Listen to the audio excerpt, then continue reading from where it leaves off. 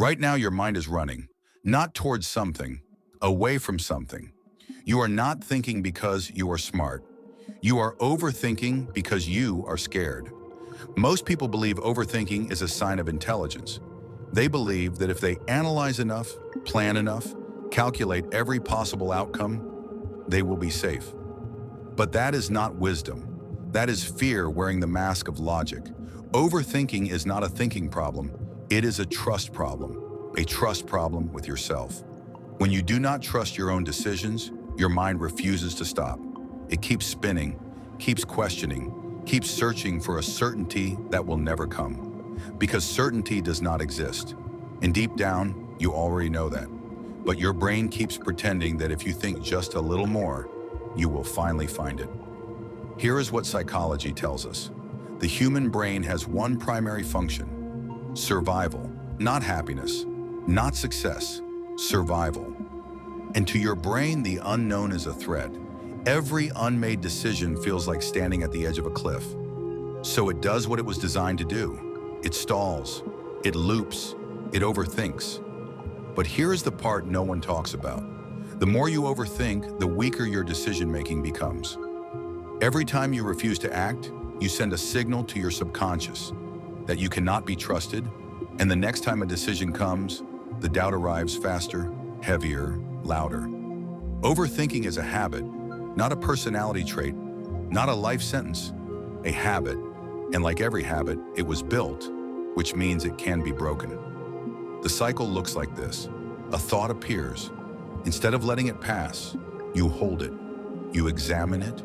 You turn it over and over. You add a second thought, then a third. Then your mind creates a scenario that has not happened. Then it creates a solution to that scenario. Then it creates a problem with that solution.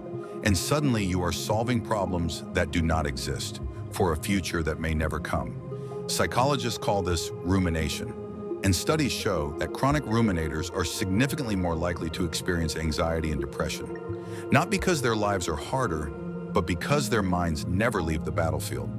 Even when the war is over, you are mentally exhausted, not from what happened today, from the 1,000 imaginary conversations you had, the 100 decisions you rehearsed, the 10 versions of tomorrow you already lived in your head, and none of it prepared you. It only drained you.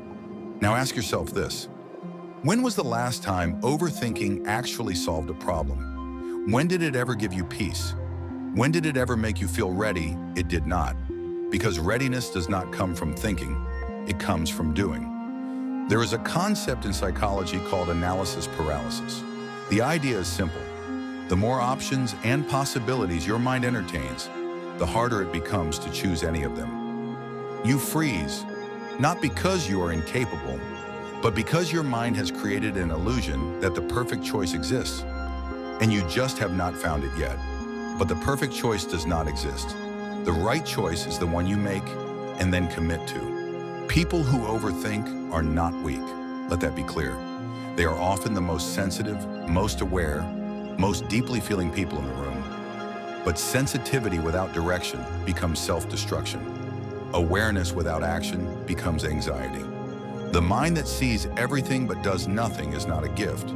It is a prison with invisible walls. So what breaks the cycle?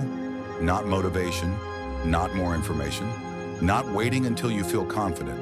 What breaks it is a decision, a small one, an imperfect one, an uncomfortable one. Because every time you act before you feel ready, you prove something to your nervous system. You prove that the unknown did not destroy you. And slowly, not all at once, but slowly, your brain begins to trust you again.